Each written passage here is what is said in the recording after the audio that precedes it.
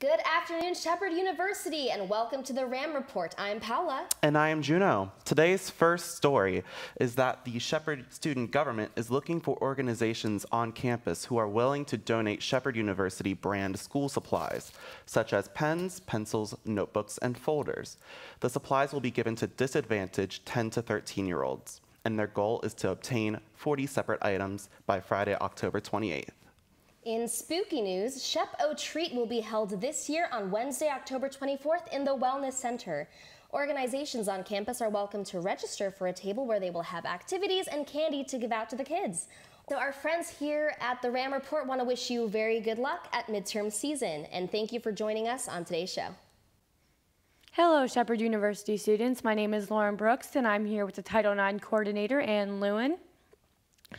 As Title IX coordinator, Ann Lewin reviews all complaints and reports on gender-based violence and harassment and discrimination. So, Ms. Lewin, let's start with your thoughts on misconduct regarding our country's political environment. While recently SCOTUS nominee Brett Kavanaugh was accused by multiple women of sexual misconduct.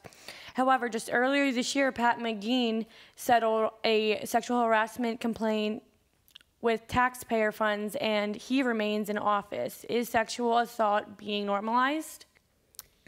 Well, I think that historically sexual violence has been normalized. I mean, if you look at the statistics, the national statistics that haven't changed really since like the 80s, of 1 in 5 college students experiencing sexual violence during their time in college, or 1 in 5 women, 1 in 16 men.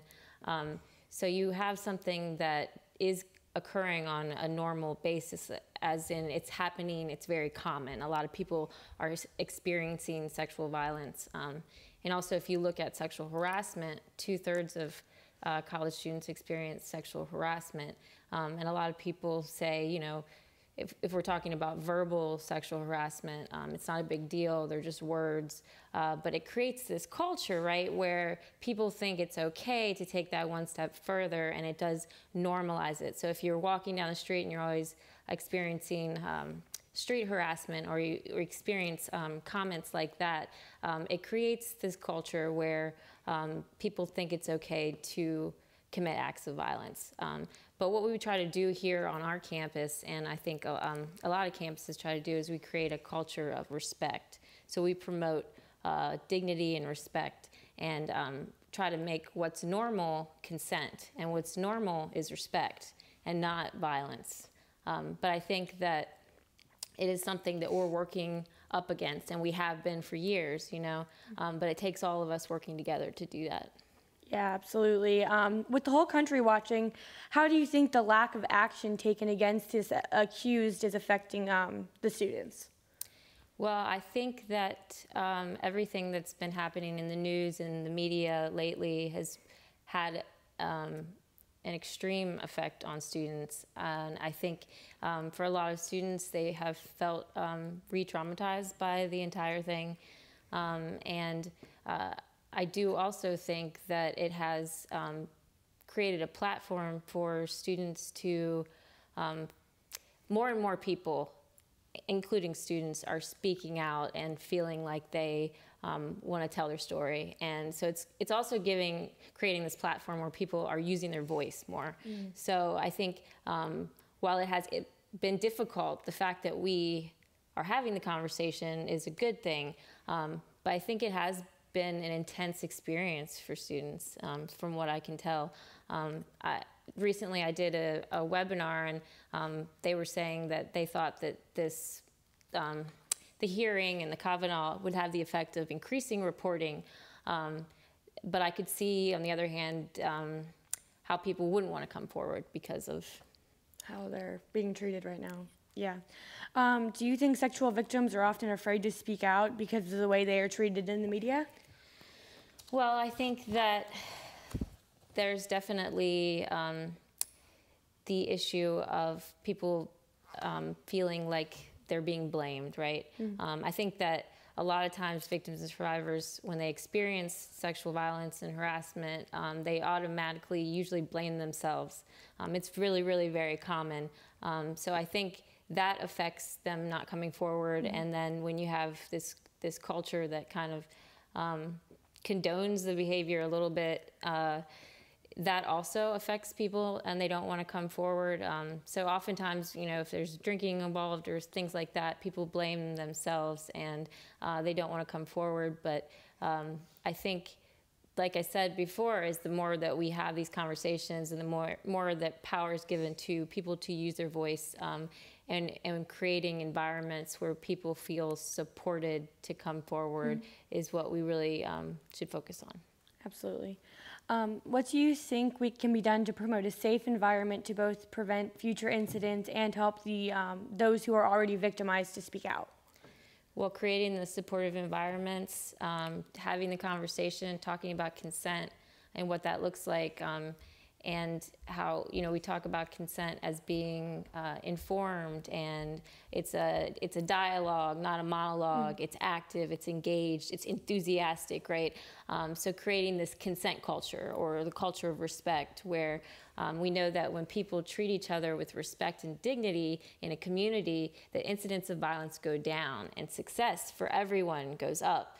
So having the conversations, promoting this culture of consent and this culture of respect, and treating each other with dignity and respect, and listening, empowering people to use their voice, but also empowering and understanding that you have to be able to listen to that voice and value that voice, and that we all have value, and active listening. So speaking out, creating supportive environments, taking care of each other. I don't know if you've ever heard of Stand Up, Don't Stand By, in the 3D Thursday. So that's a bystander intervention initiative and program where we promote this culture where at Shepherd we stand up for one another. So I think creating that culture, treating each other with respect, and having the conversation, and keep having that conversation. It might be difficult sometimes, but to keep having that conversation, and give each other, empower each other to use their voices. Yeah. Can you tell me about what kind of services Shepherd has for the students? So we, there are off-campus resources and resources on campus that people can come forward and talk to somebody. The formerly Shenandoah Women's Center, we work really closely with them. Now they're called the Eastern Panhandle Empowerment Center.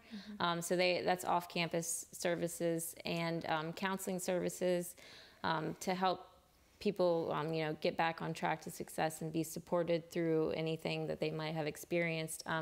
And the Title IX office, we offer informal and formal resolutions. I want people to know that if they do come forward and they want to report something, that it isn't a runaway train, that we put the power back in the hands of the person that's lost the power, and we can come up with different ways, different plans to get people back on track to success. For instance, we have options like no contact orders, or we can move people's class schedules around or work schedules around, or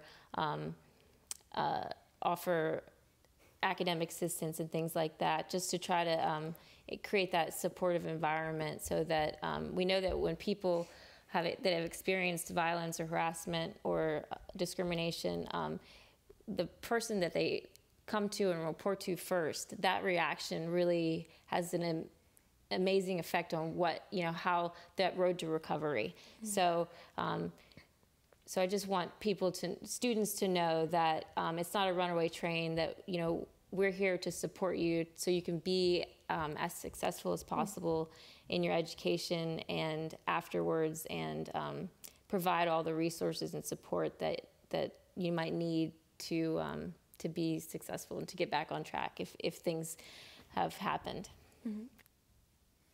Thank you, Ms. Lewin. If you need to report any gender-based or sexual misconduct, please contact Ms. Ann Lewin at the Student Center, or complete the Title IX misconduct report at www.shepherd.edu/Title IX. Thank you for tuning in. My name is Lauren Brooks. Have a good day.